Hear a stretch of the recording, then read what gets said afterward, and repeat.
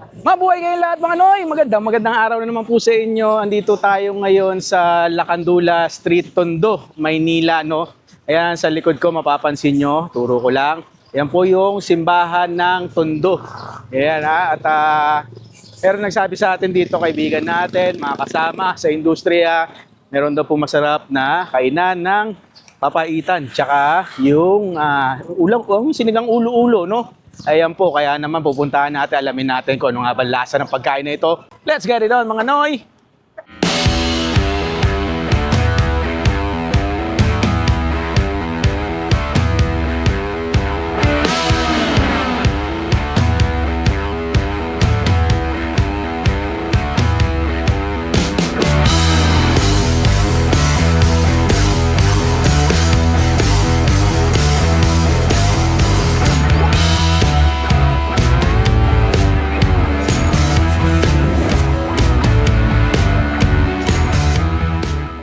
Tunay na pangalan ko po ay si Teresita Lopez po. Ang pangalayo ko po ay Nene Carinderia po. Nung bago pa lang po kami mag-asawa, dati rin po akong vendors na nagtutulak ng karito ng mais. Ngayon po, nagsama kami ng mag-asawa, nagtinda lang po ako ng kapihan. Hanggang sa nag-start po ako ng unti-unting pagkain dito po sa Karsada. Ngayon po, ang nangyari, inano ko po uli yung tinda ng pangatapaitan, try ko. Hanggang sa yun, hindi naman po talaga ganun kaklik. Kasi nga po, hindi naman ganun kabiyasa ang mga tao dahil lahat puro luto ang ginagawa. Patagalan, napanik po ako rin sa taas. Nung namatay naman po mister ko, na-stop ako magtinda, lalo na po nung pandemic tayo. Nung pagyari po ng pandemic, start ulit po akong tinda. Yun po, tuloy-tuloy na po. Hanggang sa ito po, nakuha namin ng anak ko itong pwesto. Hanggang sa na-vlog po ako ni Boss Kaputrip. Kaya nagkapasalamat daw kay Boss Kaputrip kung paano nakilala yung tinda ko na may sinigang na ng baboy rito sa Tondo, sa sentro. 10 taon pa lang po, nag-start na po ako magtinda. Hanggang ngayon po, puro hanap buhay ko kantin. Hanggang sa stop, hinto.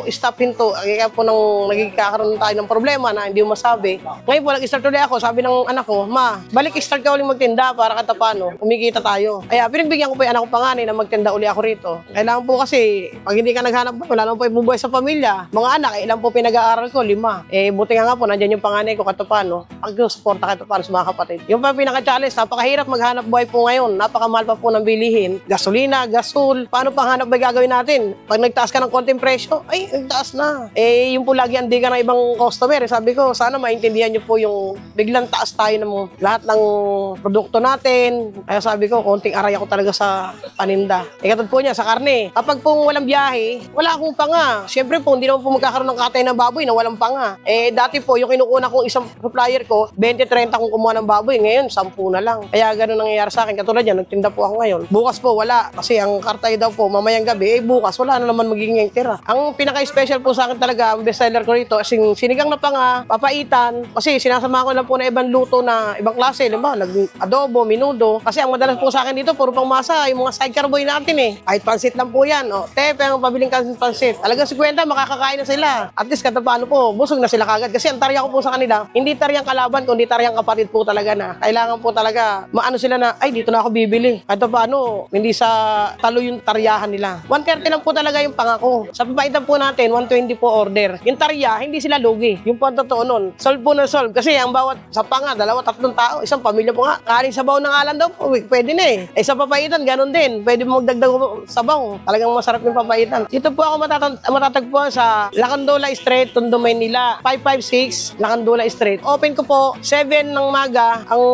Hindi ko na po alam masabi ngayon kung anong oras na sarado, kung anong oras po maubos yung karne. Hindi po katulad nung nakaraan, halos maabot po ako ng gabi. May nag-request nga po, maabot ako ng 24 hours sana sabi ko, ako, ang gusto ko po maghapon hanggang gabi. Katulad po niyan, yung mga karne at saka yung mapaitan ko, minsan may kate, minsan wala. Minsan nag-chat sa mga anak ko, may tinda ba si mama mo? Meron po, kailangan po magapura kayo kasi habunan ng oras. Ini-invite ko po lahat ng nanonood sa akin. Sana maraming po salamat sa tumangkilik sa sinigang na panga po ng Aling Nene. Salamat po. Bili po kayo. Salamat po.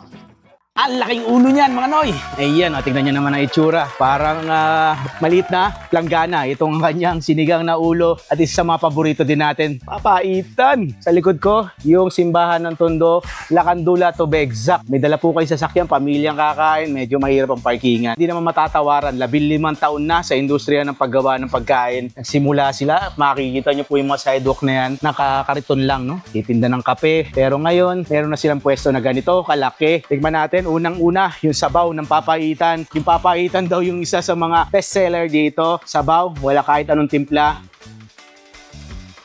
Ang init pero ang sarap ng lasa. Alam niyo po yung lasa na may ng laman loob na pinakuluan ng mga ilang oras. Lumalabas yung aroma. Napakasarap. Hindi matapang yung luya, tamang-tama yung bawang. Lalagyan mo pa ng konting pampasarap lalo, no? Mga seasoning kagaya ng patis, kalamansi at sili. Sinigang na ulo, maasim syempre dapat, pero dapat tamang-tama lang.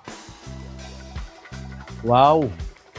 Para pong ang lasa niya parang nilaga na umasim, no? Talaga po yung ulo ng baboy. Sa sobrang buto siya, no? Mabuto. Pag nilaga, naglalabas po siya ng katas. Kaya ganyang kasarap. Tenderness check po tayo nitong ulo ng baboy. Dapat ito humihiwalay kaagad dun sa buto po, no? Which is yan ang nangyayari ngayon. Pakita lang natin.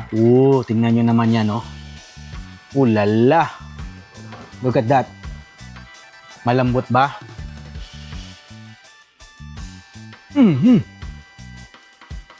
Super. Super po. Ang lambot ng ulo. Ang karne. Yung mga nakapagitan dito, no? Kahit po nakasingit siya ro sa buto, nung hinihila ko, lumalabas. Sarap. Aling Nene, saludo po sa'yo. Tinatanong ko kanina nung kausap ko siya. Nakita ko kasing kaldero nung sabaw. Halos paubos na. Ganyan na lang po. Ay, kung wala na uyatang sabaw, Nene. Yung pala, napag-alaman ko ni kwento niya sa akin, pang 5 kaldero na daw po yun na kanyang sinalang ng sabaw. One of my favorite, alam nyo naman po yan. Manatin yung pinakalaman niya, kung ano, ang lasa at gaano kasarap. Hindi maanggo, hindi malansa, yung papaitan. Yun ako sa masasabi. Marunong po yung nagluluto nito. Marunong po maglinis ng kanyang laman loob. Kaya ganito. Ang sarap ng mga sabaw. Hindi ko pa po nilalagyan ito. Sa mga ganitong pagkain, kailangan double ingat din po tayo. Minit ang panahon, hinay-hinay lang sa pagkain po. Ng mga kagaya nito, baboy, no? Mga yan, mga tataba, mga sasebo. Yan din po, ingat din po tayo dyan. So far, support kay Aling Nene na papaitan at sinigang na ulo-ulo. Nare-recommend ko po sa inyo, double check po ito. Sarap. Take note lang po itong Aling Nene sa papaitan tsaka yung sinigang na ulo-ulo. Nagbubukas sila alas 7 ng umaga. Possible na kayo makabili dito. Pero alas 12 ng tanghali. Tapos na ang kwento, magsasara uno sila. Kaya dahil mabilis po talaga maubos. Try nyo po ito, must try itong dalawang pagkain nila dito. Bukod dito, meron pa silang mga, alam mo yung mga lutong bahay. May nakita ko kanina, may mga fried chicken at sari-sari pang ulam. Pinoy delicacy na gustong-gusto natin. Solid talaga. Sa pagkakataon pong ito, bibigyan ko ng ilang segundo. Manahimik muna tayo, tumibig muna tayo.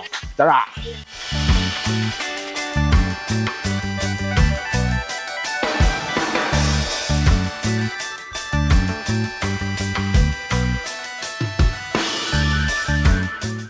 Yun! Kevin Vlog, salamat. Solid yung papahitan. Ito, yung para po nilagang sinigang na ulo, no? Tama yung sabi sa akin ni Kevin Vlog, sabi niya po sa atin, nasarap daw yung papahitan. Lop nga. Ang lambot ng mga laman. Saka yung lasa po. Ang sa inyo siguro, pwede po kayo humingi na papait pa kung talagang gusto niyo ng mapait. Pero ako, pasok na po sa akin yung lasa. Magingita po. Actually, may mga condiments dito, no? May patis, may toyo, may kalamansi, may sili. Kung gusto niyo dagdagan. Pero ako, hindi ko na dinagdagan. Sa ganitong timplahan pa lang, basic from the kaldero na malaki doon. Ang sarap. Yun, so napakasarap po, no?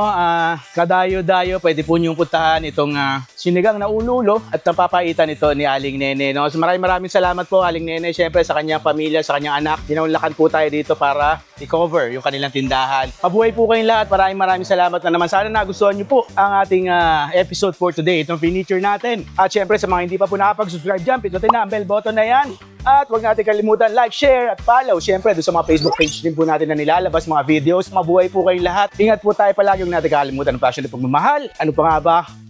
Ito, isang malaki para sa inyong lahat. Bye-bye!